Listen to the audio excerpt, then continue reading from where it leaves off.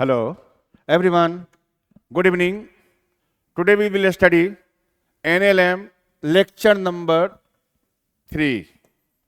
Lecture number 3 नहीं 4. Lecture number 4.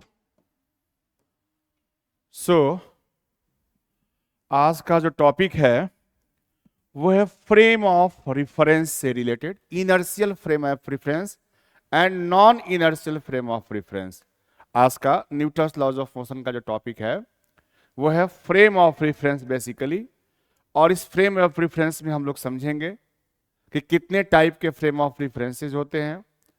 तो हम लोग पाएंगे कि ये दो तरह का है, inertial frame of reference and non inertial frame of reference. और इसमें एक नया टॉपिक हम लोग समझेंगे आज, pseudo force. We will study today about pseudo force.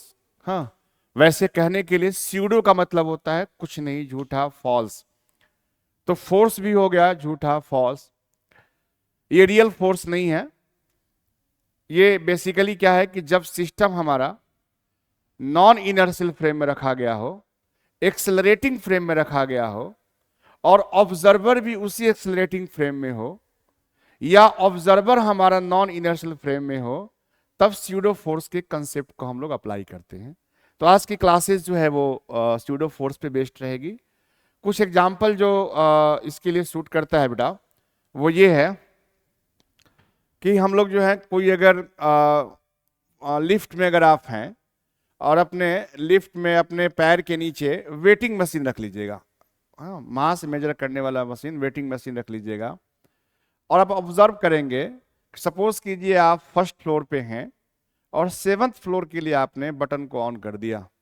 7th floor के लिए आपने बटन को ऑन कर दिया, तो आप ऑब्जर्व करेंगे कि कभी आपका रीडिंग आपका टाइम के साथ वेरी करेगा।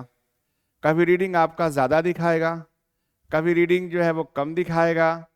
तो ये जो प्रॉब्लम्स है, जबकि मास आपका during the motion of your motion in lift, उस समय आपका वेट नहीं बढ़ रहा, वेट में कोई चेंजेज नहीं हो रहा है, रियल वेट में कोई चेंजेज नहीं हो रहा, मास में कोई चेंजेज नहीं हो रहा है, बट वेटिंग मशीन के रीडिंग में फर्क आ जाता है। तो इसका मतलब है कि कहीं ना कहीं कुछ प्रॉब्लम्स है। तो उसी से रिलेटेड हम लोग का आज टॉपिक है फ्रेम ऑफ रेफरेंस या pseudo force.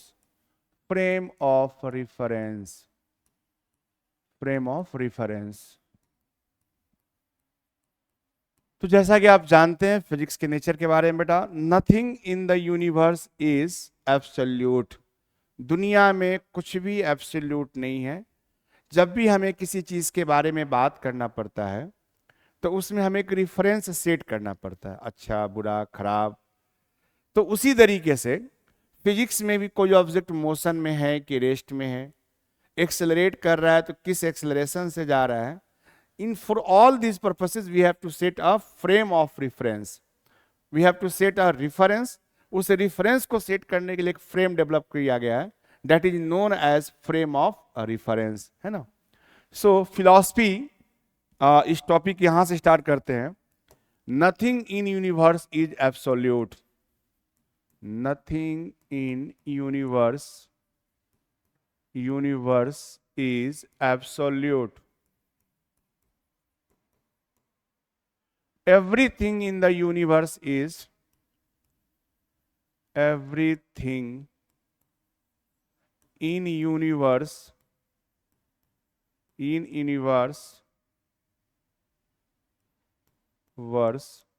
is relative with each other.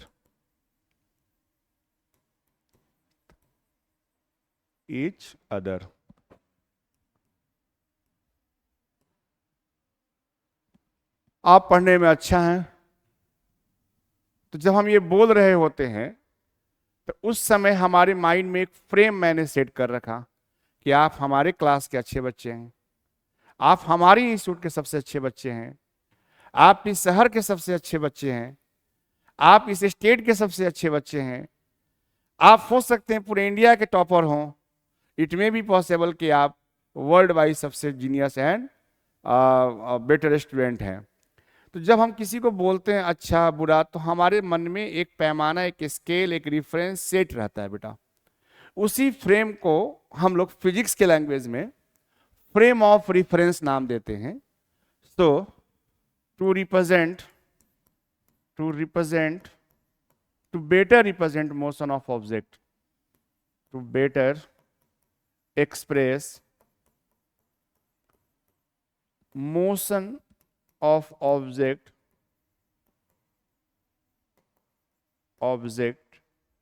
we take a frame of reference,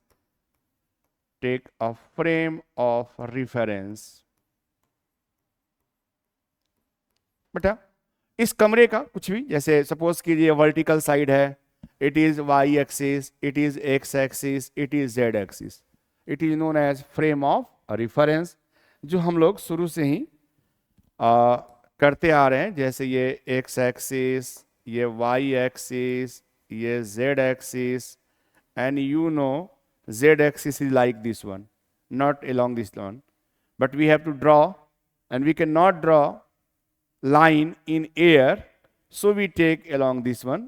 It is 90 degree, it is 90 degree, ये 90 डिग्री का है। So just I am telling you कि किसी भी चीज़ों को रिप्रेजेंट करने के लिए हम लोग एक पैमाना, एक स्केल, एक रिफरेंस सेट कर लेते हैं। ये रिफरेंस हमारा एक्स वाई जेड के फॉर्म में आप अभी तक देखते आ रहे होंगे। सो इसी को हम लोग फ्रेम ऑफ रिफरेंस कहते हैं। फ्रेम ऑफ रिफरेंस हो सकता है ट्रेन हो जाए, फ्रेम ऑफ रिफरेंस हो सकता है कार हो जाए, frame of reference may be your house, may be your classroom, frame of reference may be aeroplane, frame of reference may be moon, frame of reference may be earth, frame of reference में भी सन। सो कुछ भी आप अपने level पे एक frame of reference set कर सकते हैं। और ये फ्रेम ऑफ रेफरेंस दो तरह के होते हैं बेटा। Type of frame of reference, type of frame of reference, frame of reference, these are of two types. First, inertial frame of reference, inertial frame of reference, frame of reference. Second one is non-inertial frame of reference, non-inertial frame of reference, non-inertial frame of reference. So now, what do you mean by inertial frame of reference?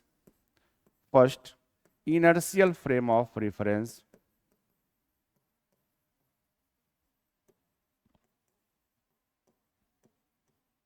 inertial frame of reference। तो बेटा हम लोग को रहना है अर्थ पे, और ये बेसिक बात जान लो बेटा, earth is itself is non inertial frame. Earth खुद ही एक नॉन इनर्शियल फ्रेम है, लेकिन अब हम लोग किसी चीजों को समझने समझाने के लिए अर्थ को छोड़ के सन पे तो जाएंगे नहीं, मून पर जाएंगे नहीं। तो बेसिकली जान लीजिए कि अर्थ को हम लोग एज्यूम करते हैं कि ये एक इनर्शियल फ्रेम है, but absolutely speaking earth is an non inertial frame because all rotating frames are non inertial. जितने भी रोटेट करने वाले फ्रेम होते हैं, this all are non inertial in nature. So here we assume earth as inertial frame of reference. So absolutely earth is not an inertial frame of reference, just we imagine. So inertial frame of reference के लिए हम लोग कहेंगे all those frames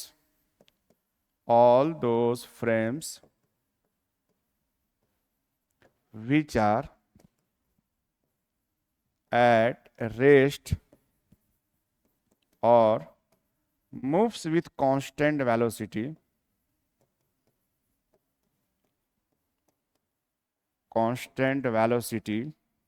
with respect to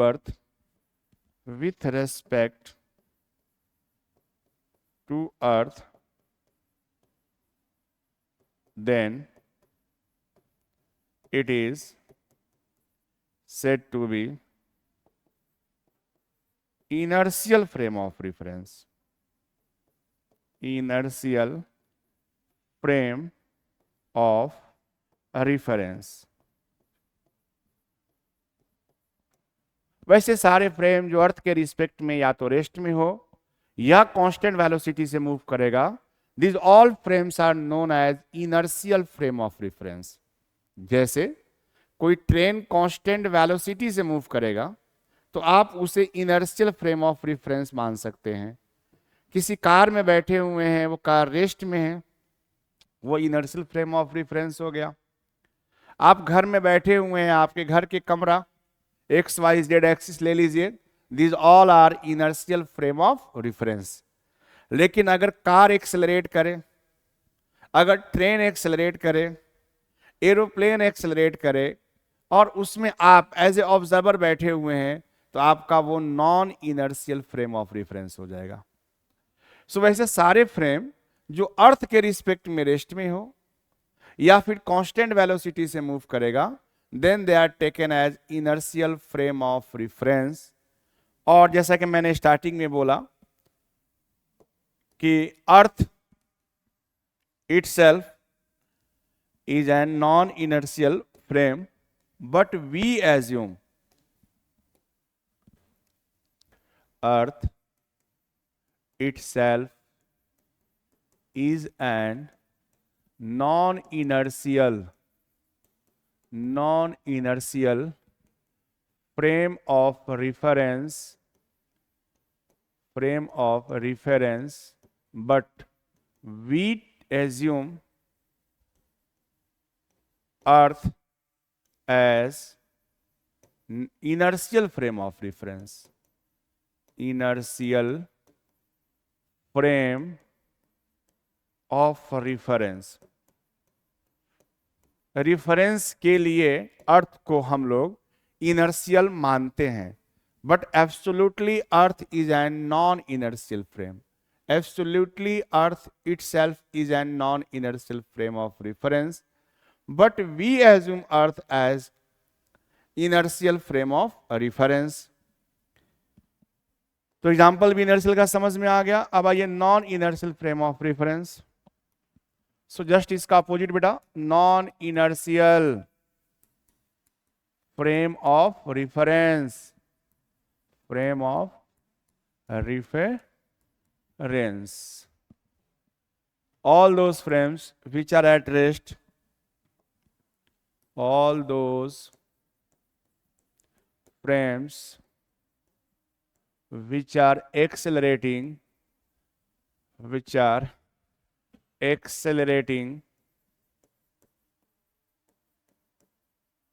with respect to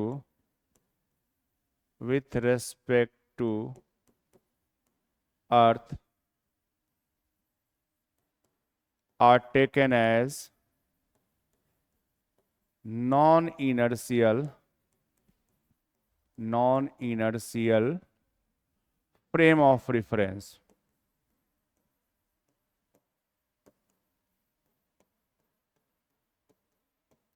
वैसे सारे frames जो अर्थ के respect में एक्सेलरेट करेगा, we may take it as non inertial frame of reference.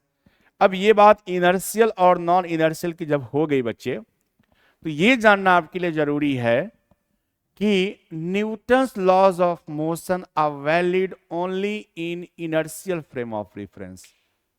Newton's laws of motion are valid only in inertial frame of reference. Newton के नियम, Newton's के motion के जो लॉज हैं, जो 3, वो तीनों लॉज वैलिड है only in inertial frame of reference. If you apply Newton's laws of motion, you means as an observer. Whenever I tell you, it means as an observer who writes the equation for object for the system। तो उनके लिए मैं बात कर रहा हूं बेटा कि वैसे कि अगर आप नॉन इनर्शियल फ्रेम में अप्लाई करेंगे इस न्यूटन्स लॉज ऑफ मोशन को, तो आपका रिजल्ट्स गलत आएगा। जैसे कहते नहीं बेटा साइंस है, साइंस में तो कुछ गलत होता ही नहीं, कोई भी एक्सपेरिमेंट कितनी बार भी करो, वो हर एक बार गिवन कंडीशंस में सेम रिजल्ट देगा। सो इफ एनीवन कह रहा कि भाई न्यूटन साहब का तो लॉ ही गलत हो गया, उन्होंने तो गलत बता दिया, देखो ये लिफ्ट है, ये लिफ्ट एक्सेलरेट कर रहा है, उसमें मैंने लॉज ऑफ मोशन अप्लाई किया, वो रिजल्ट गलत आ गया। बेटा गलत तो आएगा ही। रीजन कि आप गलत जगह फॉर्मूला अप्लाई कर रहे हैं, गलत फ्रेम में आप फॉर्मूला अप्लाई कर रहे हैं, आप नॉन इनर्शियल फ्रेम में ये फॉर्मूला अप्लाई कर रहे हैं, नॉन इनर्शियल फ्रेम में न्यूटन लॉज को अप्लाई कर रहे हैं, तो रिजल्ट्स गलत आना ही आना है. So that's I am telling you कि Newton's laws of motion are valid only in inertial frame of reference. It should be noted very clearly. It should be noted very clearly. क्या? Newton's laws of motion, Newton's laws of motion are valid only in inertial frame of reference. Newton's laws of motion are valid only in inertial frame of reference. Non inertial में apply करने से result गलत आएगा. तो अब सवाल है कि अगर नॉन इनर्शियल में ऑब्जर्वर है तो क्या करेंगे? तो उसका सॉल्यूशन मिलेगा बेटा आपको स्यूडो फोर्सेस से. मैं उस टॉपिक पे आऊंगा. फिलहाल इस बात को नोट करना है कि न्यूटन्स लॉ जब भी अप्लाई करना है, चेक कर लेना है कि हमारा फ्रेम ऑफ रेफरेंस, हमारा मतलब ऑब्जर्वर का, ऑब्जेक्ट का नहीं, ऑब्जर्वर का फ्रेम ऑफ रेफरेंस, जिसमें से वो ऑब्जर्वर बैठ करके इक्वेशन लिख रहा है, वो वाला फ्रेम इनर्शियल होना चाहिए. अगर ऑब्जेक्ट जिस पे आप फोकस कर रहे हैं वो अगर नॉन इनर्शियल फ्रेम में है, कोई इशू नहीं है, कोई प्रॉब्लम नहीं है. ऑब्जर्वर जो इक्वेशन लिख रहा है किसका? न्यूटन्स लॉ ऑफ मोशन का, उसके लिए कंपलसरी कंडीशन है कि they should be in inertial frame of reference. उनके लिए जरूरी है कि वो इनर्शियल फ्रेम ऑफ रेफरेंस में होने चाहिए. So now we move. ये भी इंपॉर्टेंट पॉइंट ही है, बच्चे मिस कर जाते हैं इस बात को, है ना. For observer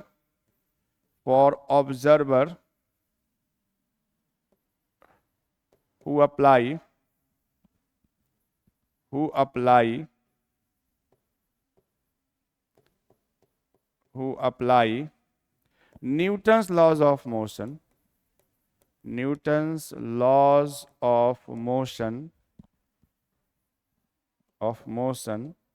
should be in inertial frame of reference.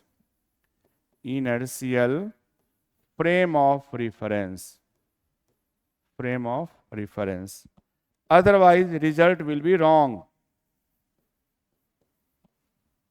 For observer who apply Newton's laws of motion should be in inertial frame of reference. Object की बात है तो वो इनर्शियल में हो या नॉन इनर्शियल में है, न्यूटन्स लॉज ऑफ मोशन के एप्लीकेशन में कोई फर्क नहीं पड़ता. हाँ, so it doesn't matter object is in inertial frame और non inertial frame. It should be very clearly noted. It doesn't matter. It does not matter. It doesn't matter. Object under consideration. जिस object को आप देख रहे हो, object under consideration may or may not be. It doesn't matter. Object under consideration may or may not be in inertial frame.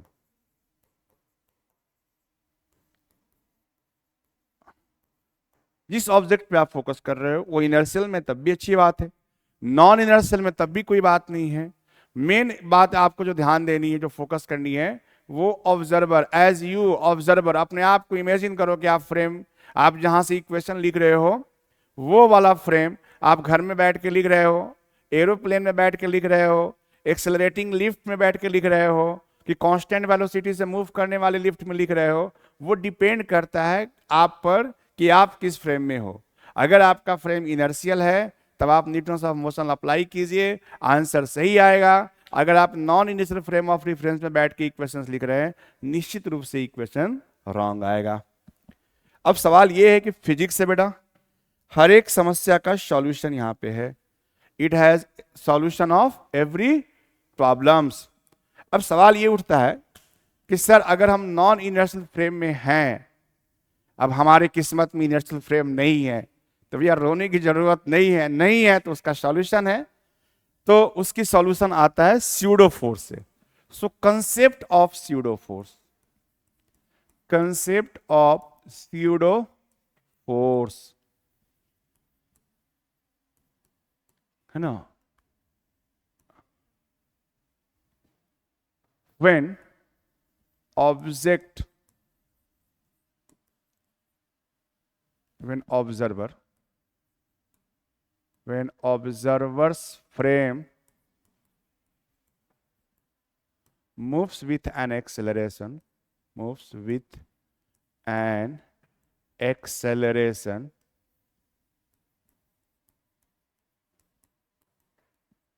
a o, observer ao, ao with respect to earth, with respect to earth, with respect to earth,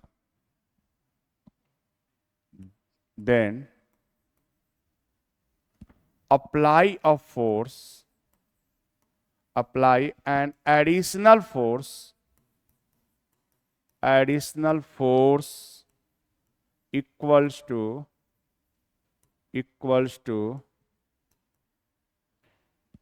mass of object to product of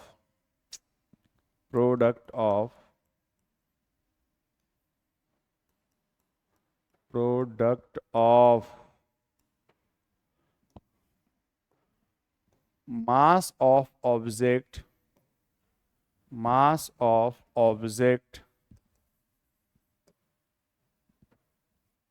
and acceleration of observer's frame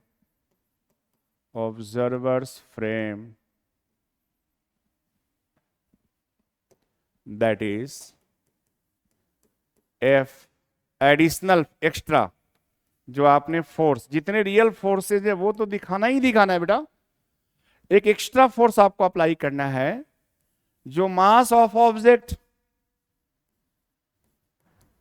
into acceleration of observer's frame,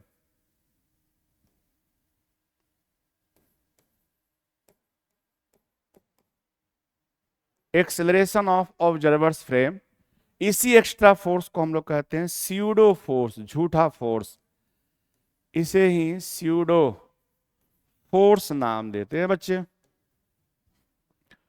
इस extra force को क्या है, जिस object पे आपका ध्यान है उसका मास, और आप एज ऑब्जर्वर आपकी फ्रेम एक्सेलरेट कर रही है, तो आप अपने फ्रेम के एक्सेलरेशन से उस ऑब्जेक्ट के मास को मल्टीप्लाई कर दीजिए।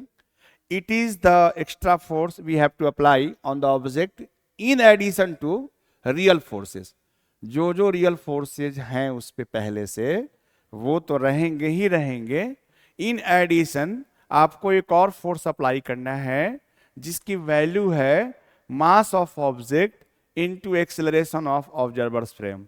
इन दोनों को मल्टीप्लाई करके एक एडिशनल फोर्स आप अप्लाई कर लो। अब आपके मन में सवाल है सर किधर करेंगे, force is a vector quantity, we have to apply in a particular direction, so what is the direction of that pseudo force. तो उसके लिए मैं अपने तरफ से, थोड़ी सी बच्चे कंफ्यूज रहते हैं इसमें, तो मैं अपने तरफ से वेरी क्लियर एक स्टेटमेंट दे देता हूं, उसको नोट कर लेना कि क्या करना है आपको, कि direction of pseudo force, direction of pseudo force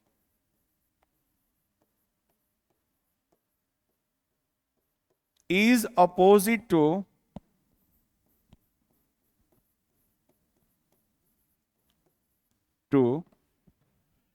opposite to positive acceleration,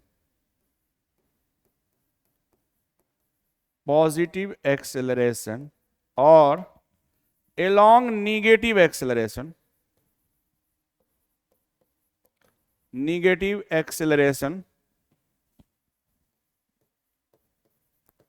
of observer's frame,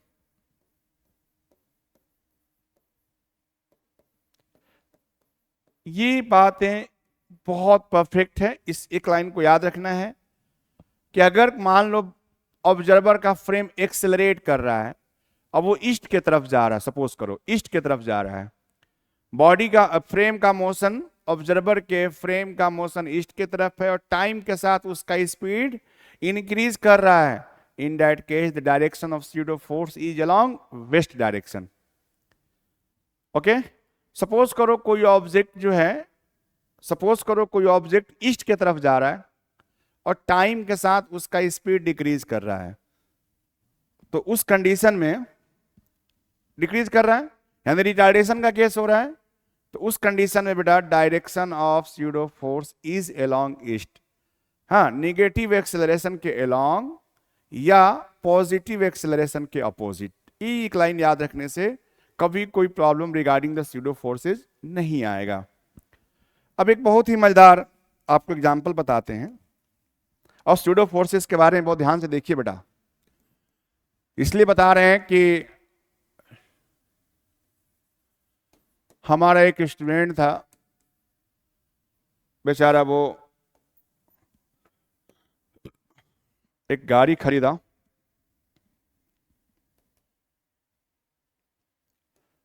मान लो मर्सिडीज कार खरीदा, वो मानना क्या खरीदा ही,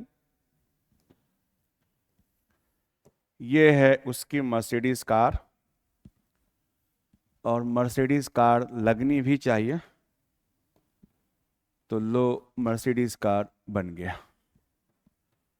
अब ये जनाब आराम से इस पे बैठे हुए थे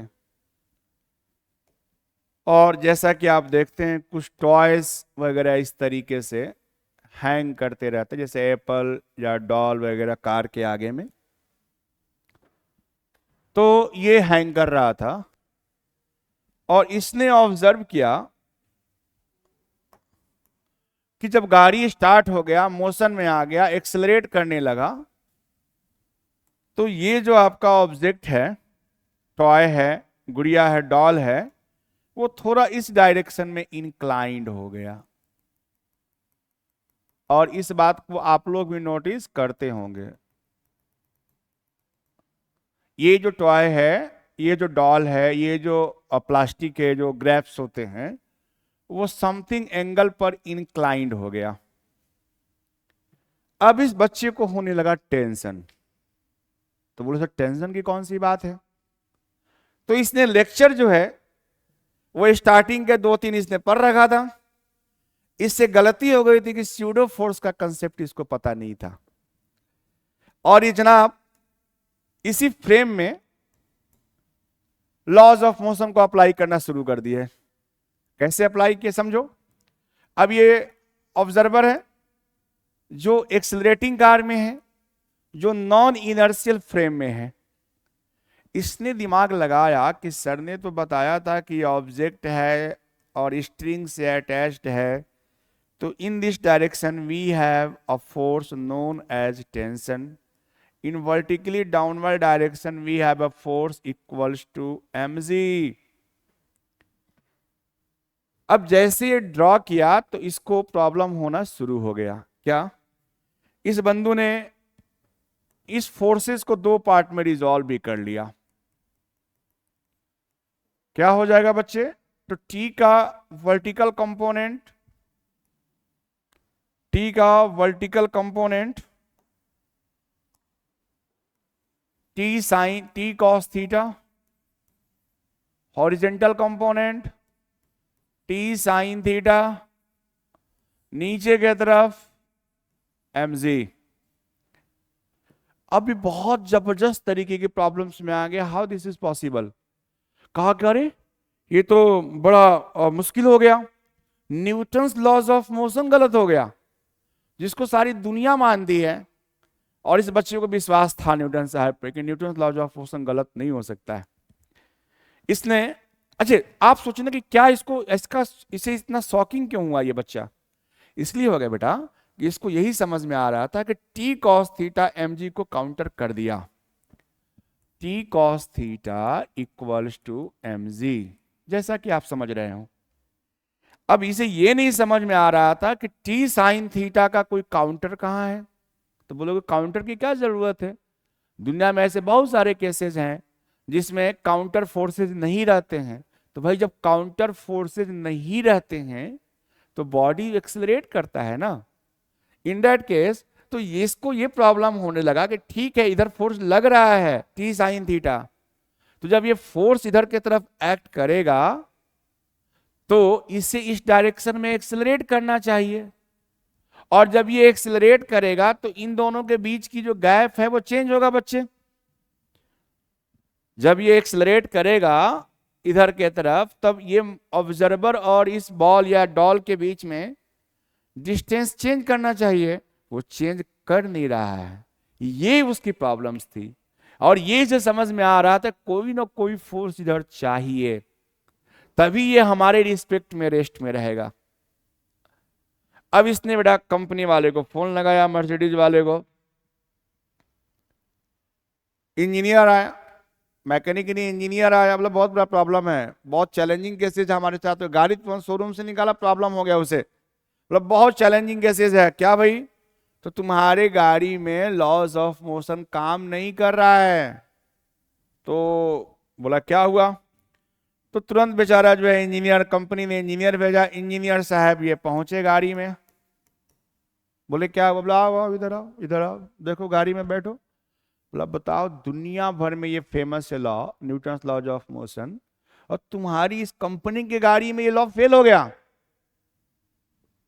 तो बोला क्या है बताइए। बोला देखो इधर टेंशन, हाँ हाँ टेंशन, नीचे एम जी, हाँ हाँ एम जी, इसको रिजॉल्व करो, कर लिया, T cos theta M G T sine theta, T cos theta equal to M G, हाँ तो फिर ये टी साइन थीटा।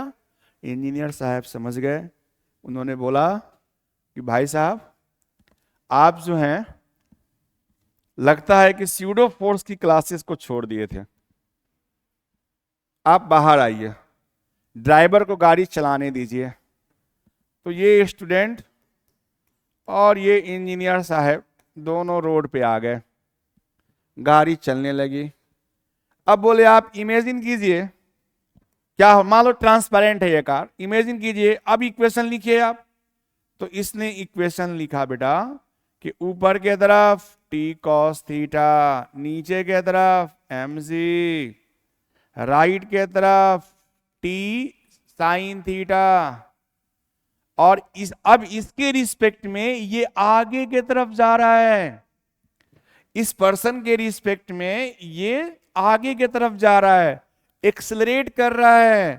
तो इन्होंने कहा कि direction of motion of this particle is along this direction, so they write t sin theta equals to ma, first equation, and the second equation, बोला second भी लिखो सर, तो t cos theta equals to mg, this one is the second equation.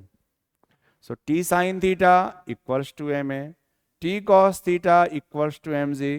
कहा कि अब कहां से आया T sine theta equal to M A, आपने क्यों लिखा।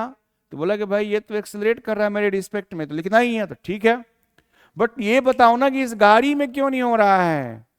तब इस इंजीनियर साहब ने बताया कि जनाब आप जो है नॉन इनर्शियल फ्रेम में बैठ के न्यूटन्स लॉज ऑफ मोशन को अप्लाई कर रहे हैं, so you get the wrong answer.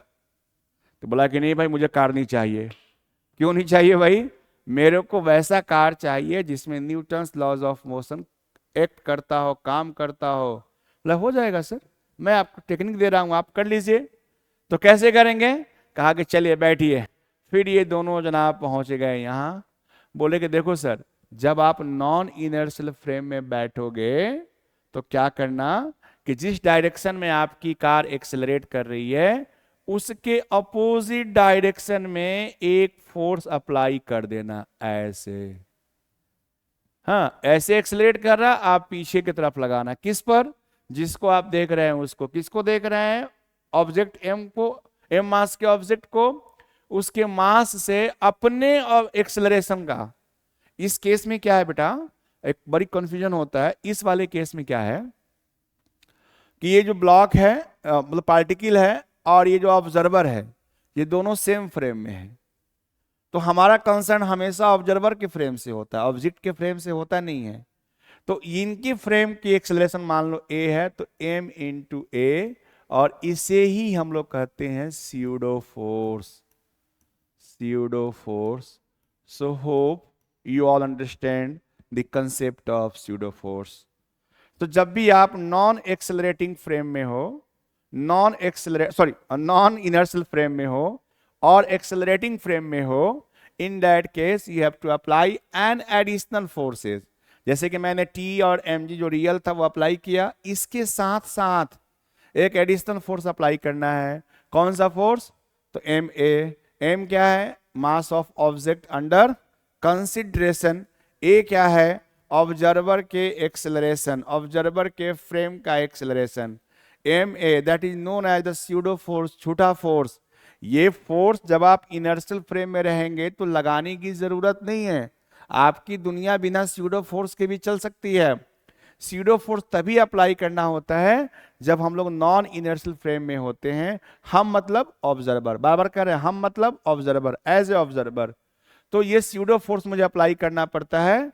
और इस स्यूडो फोर्स की डायरेक्शन की जहां तक बात है, तो मैंने स्टार्टिंग में ही कहा कि ऑब्जर्वर के फ्रेम के पॉजिटिव एक्सेलरेशन के ऑपोजिट या ऑब्जर्वर के फ्रेम के नेगेटिव एक्सेलरेशन के अलोंग, जो भी आप समझ लें उस डायरेक्शन में एक स्यूडो फोर्स लगा दो और सारी क्वेश्चंस आप फ्रेम में बना लो। तो बोलोगे सर स्यूडो फोर्स से नहीं जानेंगे तो काम नहीं चलेगा, चल जाएगा बेटा, बट कहीं कहीं कॉम्प्लिकेटेड केसेस में ये स्यूडो फोर्स बहुत जबरदस्त काम करता है। अगर आप नॉन इनर्शियल फ्रेम में बैठे हुए हैं तो ये बहुत बढ़िया तरीके से आसानी से ये क्वेश्चंस का सॉल्यूशन दे देता है। सो इसको नॉलेज में रखना जरूरी है। सो अब आते हैं कुछ क्वेश्चन करें जब आपको समझ में आएगा। सपोज कीजिए, now we solve some questions based on pseudo force, questions based on pseudo forces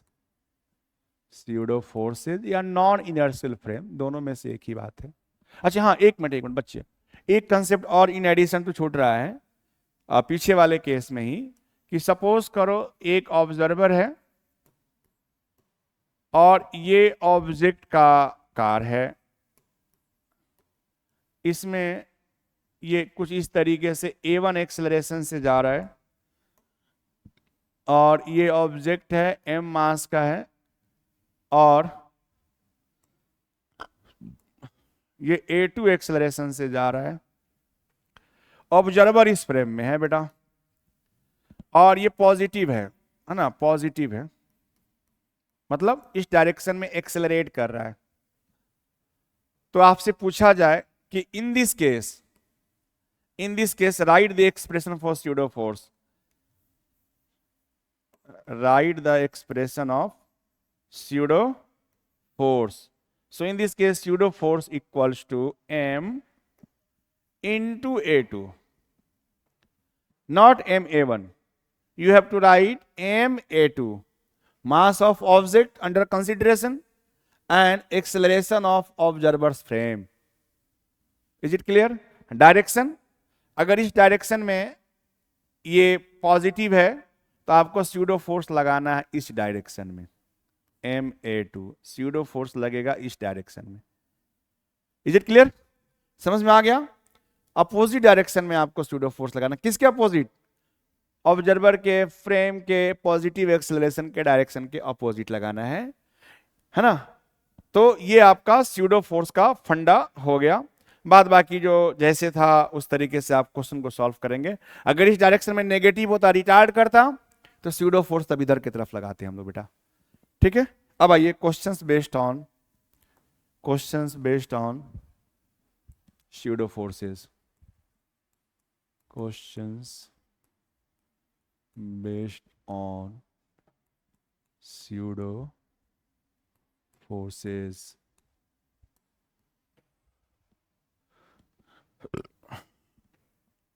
suppose कीजिए you have a triangular wedge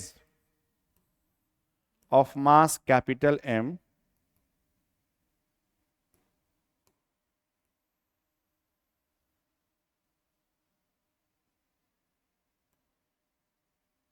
and a block placed over it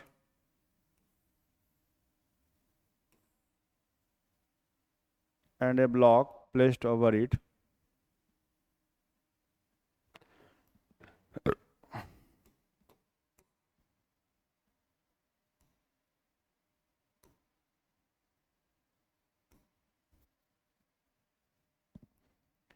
अब जैसा पता है बेटा, ऑल सरफेसेज आर स्मूथ,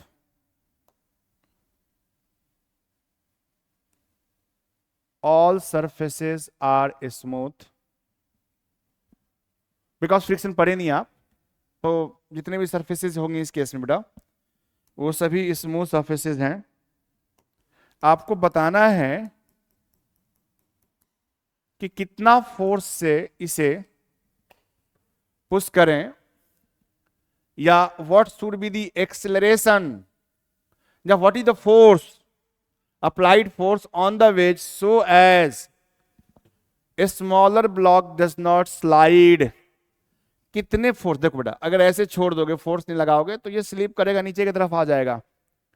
तो ऐसा देखा गया प्रैक्टिकली कि जब आप पीछे से धक्का देते हो तो किसी एक पर्टिकुलर फोर्स के कॉरस्पॉन्डिंग ये ब्लॉक इसके रिस्पेक्ट में रेस्ट में रहेगा। The question is what is the value of F, applied force F, horizontal force F, so as block of mass small m, block of mass small m does not slip। Question है find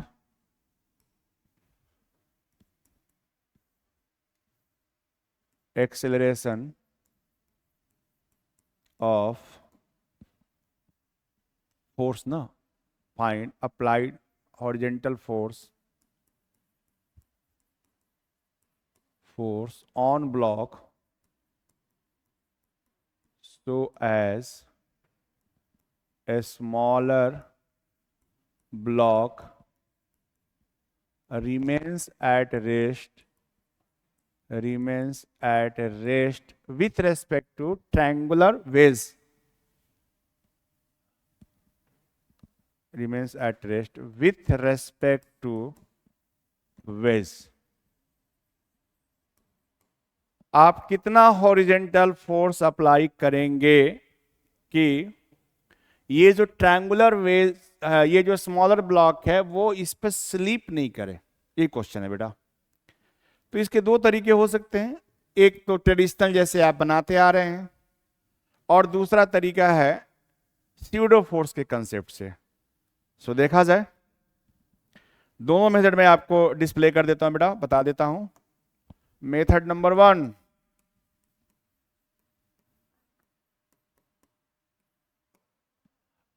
आप क्या करो बेटा कि मानो कि आपने F force apply किया, ठीक है, अब पहले आप ले लो वेज को, वो स्मॉल ब्लॉक को ले लो, स्मॉल ब्लॉक को ले लिया, ये है inclined plane, this one is the angle theta. Forces को दिखा दे बेटा, इस पे कौन कौन से होंगे, ये नीचे के तरफ mg, और नॉर्मल फोर्स लगाएगा कौन, ये वेज इस पर इधर के तरफ फोर्स अप्लाई करेगा, so n। Okay, so now as you know that कि हम लोग mg को दो पार्ट में ब्रेक करते हैं, तो एक mg इधर के तरफ हो गया mg cos थीटा, और एक mg का कंपोनेंट इधर हो जाएगा mg sin theta. Is it clear? So equations लिखना है बेटा, तो इक्वेशंस ये हो जाएगा, if it is theta then it is also theta, और ये अगर थीटा होगा तो ये 90 माइनस थीटा होगा। ओके, ये 90 माइनस थीटा होगा, और ये छोटा सा ब्लॉक है बेटा वो इस डायरेक्शन में जाएगा DOM। मान लो ए एक्सेलरेशन से जा रहा है, तो इस ब्लॉक को कौन ले जा रहा है इधर, ये जो नॉर्मल फोर्स है, इस नॉर्मल फोर्स का horizontal component it is the driving force for the smaller block. So we write here और mg का कंपोनेंट डायरेक्शन ऑफ मोशन के लॉन्ग आएगा नहीं, सिर्फ n का कंपोनेंट आएगा. क्या लिखेंगे? n cos 90 minus theta equals to m into a n sin theta equals to m a. It is the first equation. Second, vertical direction में body balanced है. सो वर्टिकल डायरेक्शन में फोर्सेस को resolve करो तो ये हो जाएगा बेटा थीटा और n cos theta equals to mg. It is the second equation. By equation first is to second. क्या हो जाएगा बच्चे? n sin theta by n cos theta, n sin theta n cancel, sin theta by cos theta क्या हो जाएगा? tan theta equals to a by z. From here you get the value of acceleration so as a smaller block does not slip over it. Now as a smaller block is at rest on the waves, so there is no relative motion between these two. So we can assume these two blocks as a single system. So ये एक single system हो गया जिसका मास कितना है बेटा? m plus m. Okay, force लगाया आपने इधर के तरफ, कितना फोर्स लगाया? F. ओके, नीचे के तरफ m प्लस m इंटू जी, ऊपर के तरफ normal force, direction of motion right के तरफ. क्या बनेगा इक्वेशन बच्चे? F equals to m plus m total mass into acceleration. From the equation third, acceleration equal to g tan theta. So the applied force is m plus m into g tan theta. m plus m into g tan theta. यही आपका बेटा answer हो गया. Hope so आप समझ गए होंगे इस उम्मीद के साथ. देख लीजिए, है ना?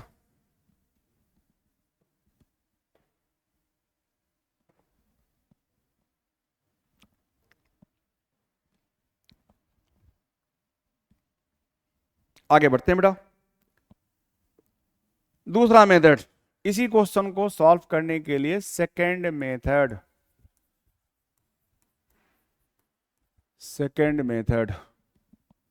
स्यूडो फोर्स के कंसेप्ट से. अब आपके मन में आएगा सर स्यूडो फोर्स पढ़े हैं हम लोग तो अप्लाई कर ही लिया जाए, निश्चित रूप से कर लिया जाए.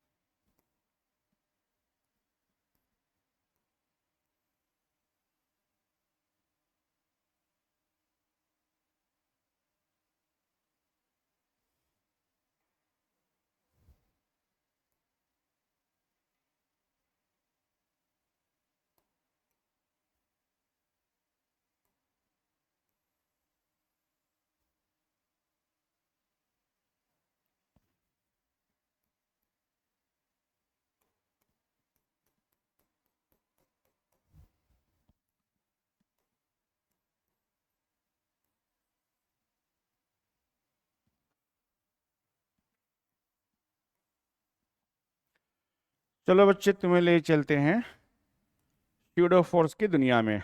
आ जाओ. देखो बेटा, अब क्या है बेटा कि मान लो कि as a whole system accelerates with acceleration a. Now observer is stay at this point.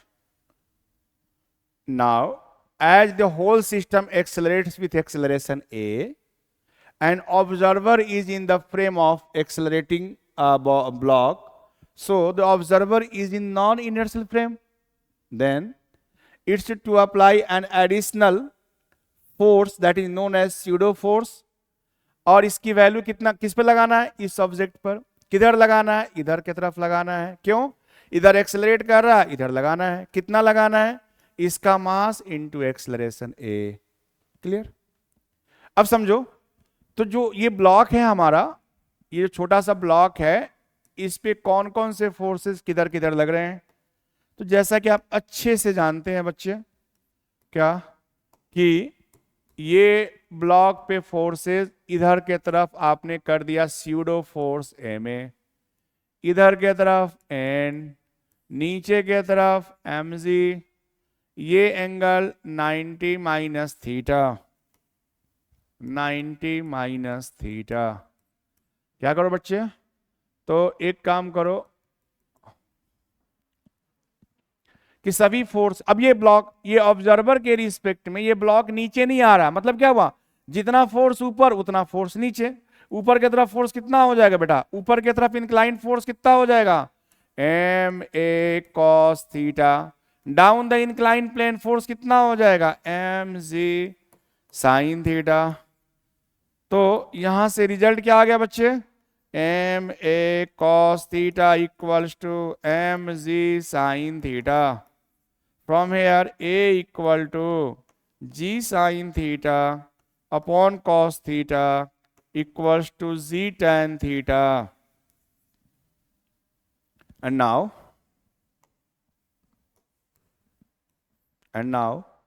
force F, applied force F equals to M plus M into A, M plus M, A के जगह पे Z tan theta, और इस तरीके से second method से बच्चे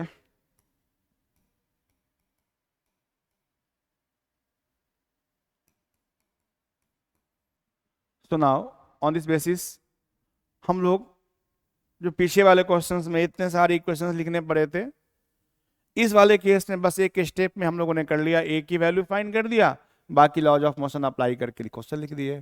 तो इस तरीके से आप देखेंगे बेटा कि ये स्यूडो फोर्स के कंसेप्ट एक तो मिसकंसेप्शन होने से बचाता है। जब आप नॉन इनर्शियल फ्रेम में रहेंगे उस समय अगर आप अप्लाई करेंगे तो आपको ये भाई इंस्ट्रक्ट करता है, रिस्ट्रिक्ट करता है कि आप यहाँ बैठ करके इक्वेशन ना लिखो। सेकंड कि बहुत सारे केसेस में क्वेश्चंस को इजीली सॉल्व करा देता है, इसके हेल्प से इजीली सॉल्व हो जाता है। एक स्यूडो फोर्स का भी कंसेप्ट हम चाहते हैं, सॉरी ये अपरेंट वेट की भी कहानी हम लोग इसी के हेल्प से समझ ले बच्चे। जैसे मैंने कहा कि लिफ्ट में अपने पैरों के नीचे में, जब लिफ्ट में चले जाएं अपने पैरों के नीचे में वेटिंग मशीन रख लें, और उसके जो लिफ्ट है उसे 3 4 5 फ्लोर पर के लिए आप बटन ऑन करें और नीचे की तरफ अपना वेटिंग मशीन पर ध्यान दें।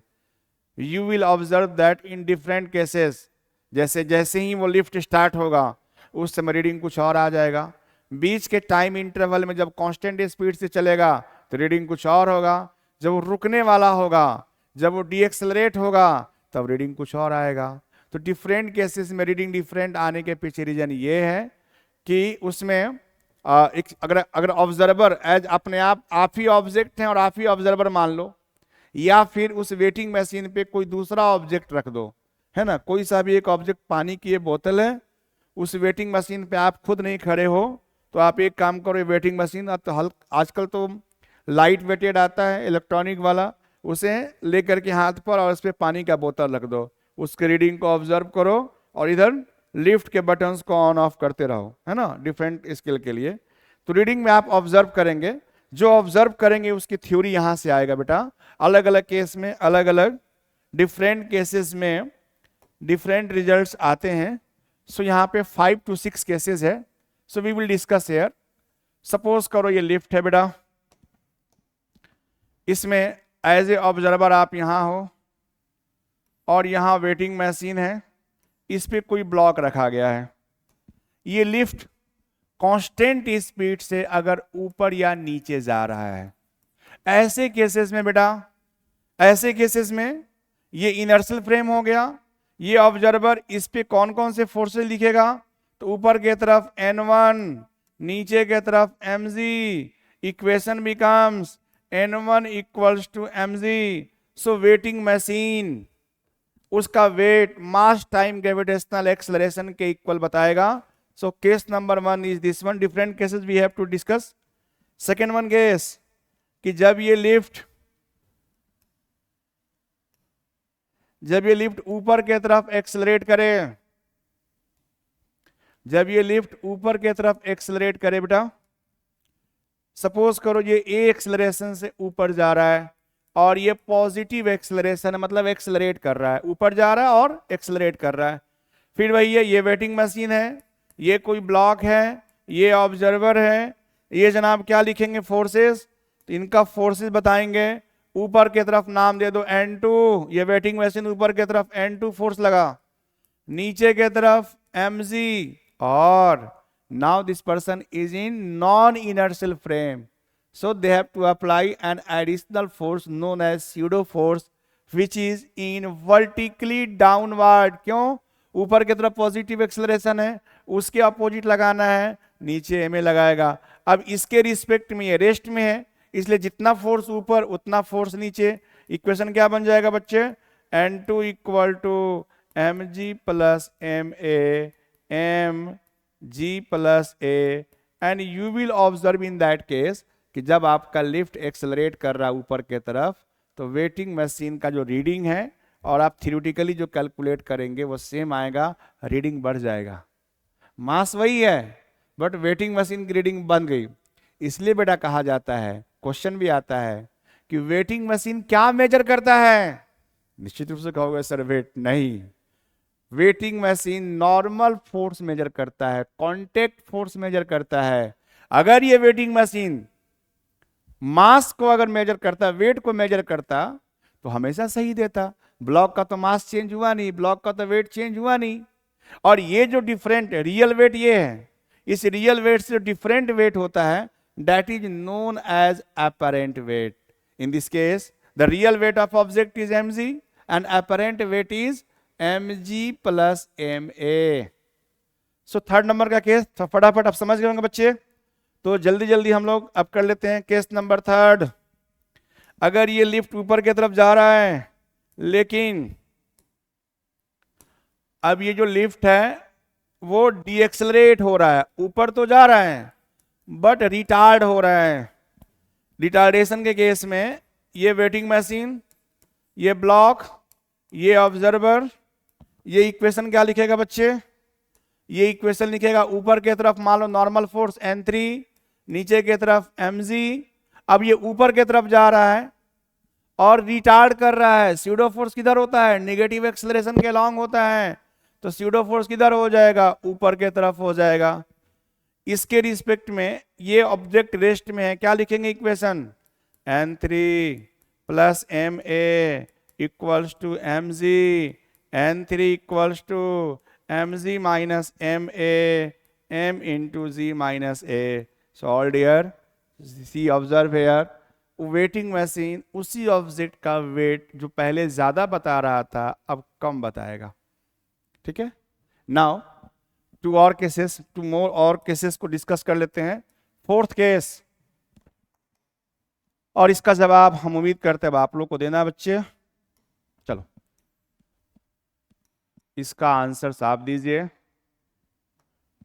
ये वेटिंग मशीन, ये ब्लॉक, ये ऑब्जर्वर, ये नीचे की तरफ पॉजिटिव एक्सेलरेशन से आ रहा है बच्चे, तो फोर्सेस को दिखा दो बेटा. ये ऑब्जर्वर बताएगा ऊपर की तरफ N4, नीचे की तरफ mg, और स्यूडो फोर्स नीचे पॉजिटिव एक्सेलरेशन, तो स्यूडो फोर्स ऊपर हो जाएगा. कितना हो जाएगा? इसका मास m, एक ऑब्जर्वर का फ्रेम का वैल्यू एक्सेलरेशन का a.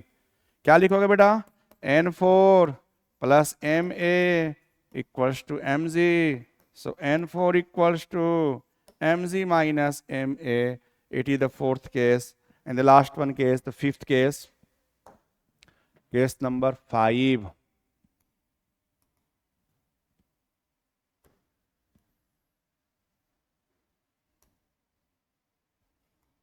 ये है जनाब ऑब्जर्वर, ये है वेटिंग मशीन, ये है ब्लॉक. ठीक है.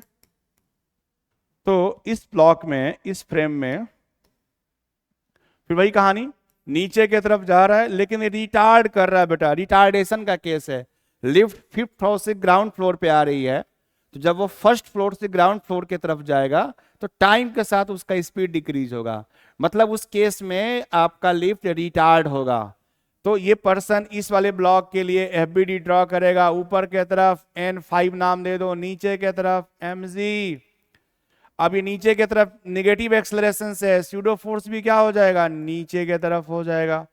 इक्वेशन क्या बनेगा बेटा, N5 equals to mg plus ma and hence you all get all cases आपने यहाँ ऑब्जर्व कर लिया, देख लिया।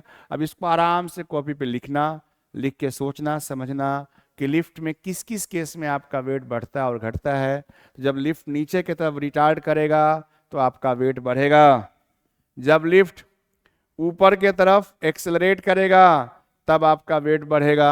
बाकी केसेस में क्या होगा बच्चे, वेट आपका डिक्रीज करेगा। Is it okay?